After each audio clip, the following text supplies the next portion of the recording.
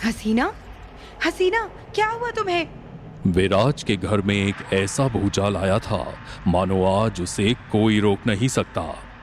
जहां हसीना का इंसानी शरीर दीवार के एक कोने में खड़ा ये सब देख रहा था, वहीं माया की आत्मा भागते हुए अंदर आई और इससे पहले माया हसीना को रोक पाती, हसीना की आत्मा ने अपने सामने खड़ी 1970 की हसीना की गर्दन जकड़ ली। हसीना, आर यू क्रेजी? छोड़ो उसे।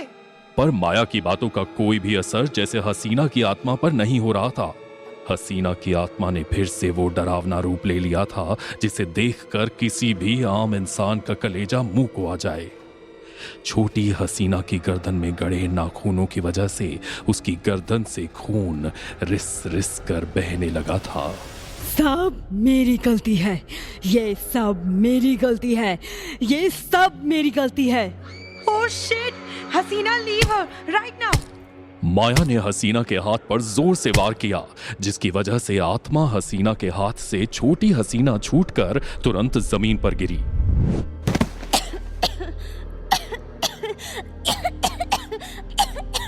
ये सब मेरी गलती है, ये सब मेरी गलती है, ये सब मेरी गलती है। क्या किया तुमने इसके साथ? आप मुझे क्यों डांट रही हैं? मैंने तो बस उसके सवालों का जवाब दिया है।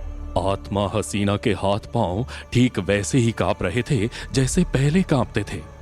माया की आंखें फटी की फटी रह गई। आखिर ठीक वैसा ही अटैक हसीना की आत्मा को कैसे आ सकता है जैसा उसे बचपन में आया करता था। माया ने हसीना के माथे पर हाथ रखते हुए कहा, हसीना, look at me, calm down, कुछ नहीं हुआ है, this is not your fault, calm down. छोटी हसीना अपने सामने इन सब चीजों को देखकर हैरान थी। दो आत्माएं, एक उसकी बहन और एक वो खुद, ये कैसे हो सकता था?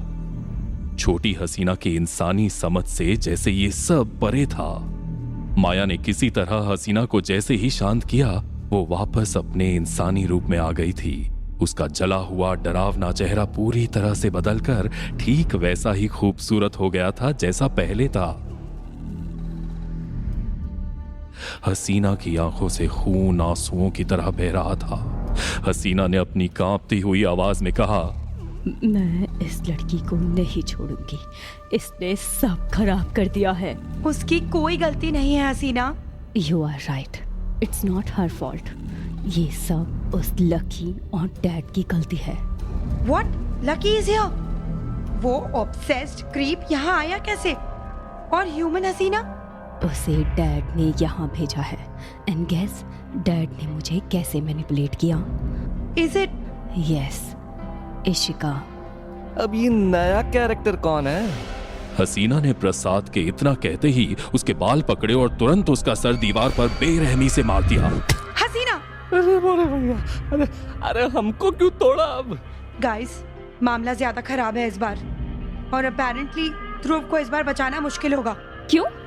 क्योंकि मेरे डैड ही नहीं, इस बार उनके गुरुजी भी यहाँ आ चुके हैं, ताकि प्रेत नगरी का पता लग सके। हमें जल्दी ध्रुव को ढूंढना होगा। मैडम, आप ये सीरियल के ड्रामेटिक लोगों की तरह बात मत करिए। पहले ये बताइए कि ध्रुव कहाँ है? हसीना की आत्मा और माया की आत्मा छोटी हसीना की तरफ देखती रही। उनकी गुस्से से भरी आंखों को देखकर छोटी हसीना के पास और कोई चारा नहीं था। उसने कहा, फाइन, वो कॉलेज के बेसमेंट में बंद है, क्रियोजेनिक्स के अंदर। गुड, तुम दोनों कॉलेज पहुंचो। दीदी, you need to go there too. मुझे खुद के साथ अब कुछ हिसाब क्लियर करना है। कमरे के अंदर एक दीवार के पीछे से ध्रुव को पियानो की बढ़ती हुई धुन सुनाई दी। ध्रुव ने उस दीवार को हल्के से नॉक किया। कौन है उस तरफ? एक सेकंड के लिए पियानो की आवाज बंद हो गई। ध्रुव दीवार पर कान लगाकर सुनने की कोशिश कर रहा था कि दीवार की दूसरी तरफ क्या है। ध्रुव को लगा जैसे दीवार पर कोई चल रहा हो। ध्रुव अपने कान दीवार से हटाने ही वाला था कि तभी एक अजीब सी आवाज उसके कानों में पड़ी। अपने कान मत हटाना, वरना तुम भी मारे जाओगे। पर ध्रुव इन धमकियों से डरने वाला नहीं था, पर शायद इस बार उस आत्मा की बात सुन लेनी चाहिए थी। क्योंकि अगले ही पल ध्रुव के पैर किसी ने पकड़े और जोर से नीचे की तरफ खींचे।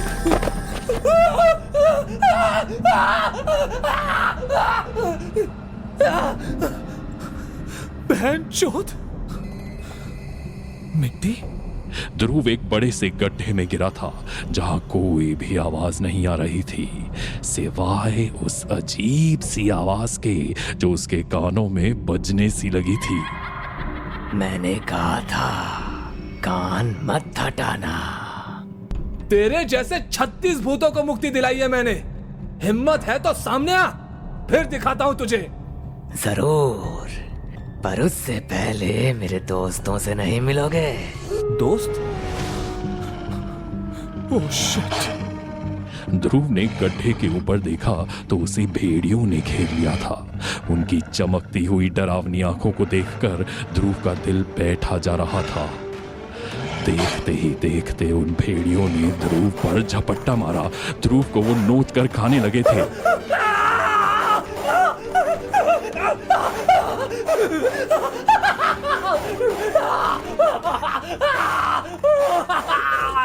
ध्रुव ने अपने सामने पड़े एक रॉड को देखा। उसने रॉड लेकर उन भेड़ियों पर वार किया।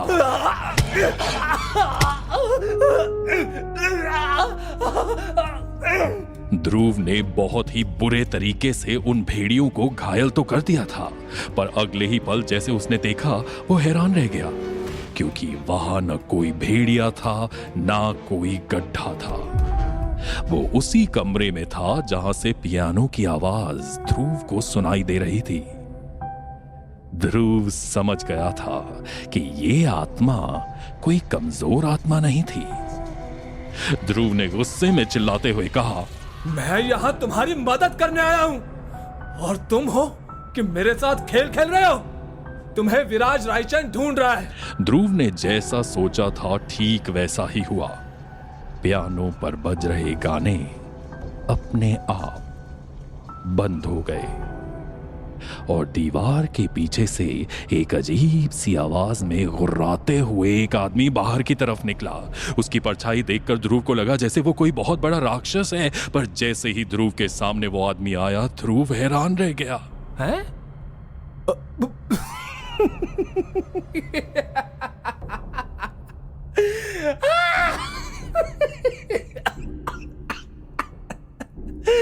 हे भगवान!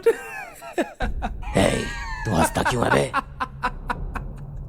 मुझे लगा था कि तुम कोई बड़े भूत निकलोगे, लेकिन तुम तो शुरू होते ही खत्म हो गए। 1.5 फुटिए।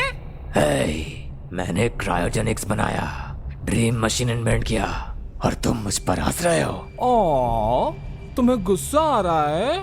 पराशर, जो कि एक बौना भूत था, उसे लैब कोट और लंबी सी नाक के साथ देखकर ध्रुव की हंसी नहीं रुक रही थी। पराशर ने अपना हाथ आगे किया और ध्रुव को लगा जैसे कोई उसकी सांसें उसके अंदर से खींच रहा हो।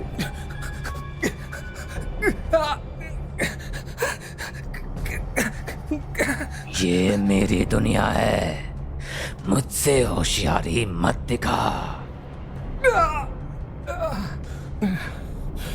अब बता, तू मुझे आजादी दिलाएगा या उस विराज के पास ले जाएगा?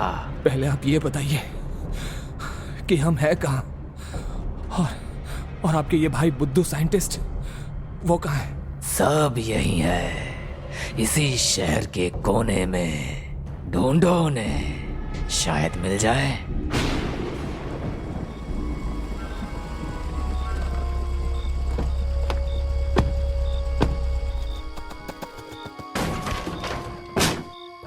चोद ने अंदर से दरवाजा बंद कर रखा है।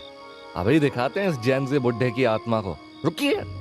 प्रसाद ने जोर से दरवाजे पर एक लात मारी और दरवाजा जमीन पर गिर गया। पर दरवाजे की दूसरी तरफ प्रसाद और लावण्या ये देखकर हैरान थे कि ना वहां ध्रुव था ना ही। साला ये हरामी लेकर कहां गया है इसे? 1 मिनट, हमें इस जगह की तलाशी लेनी चाहिए, शायद कुछ क्लू मिल जाए। लावण्य और प्रसाद जैसे ही कमरे के अंदर गए, कमरे का दरवाजा अपने आप बंद हो गया। लावण्य और प्रसाद पीछे मुड़कर देख पाते इससे पहले ही पूरे कमरे में एक गैस भर गई, जिससे दोनों की आंखें जलने लगी थी। ये सब क्या है? मुझे चक्कर आ रहे हैं। आई एम सो ग्लैड हसीना ने तुम्हें यहाँ भेज दिया। अब बिना प्रेत नगरी के बॉडीगार्ड्स के देखते हैं हसीना और माया को कौन बचाता है मुझसे।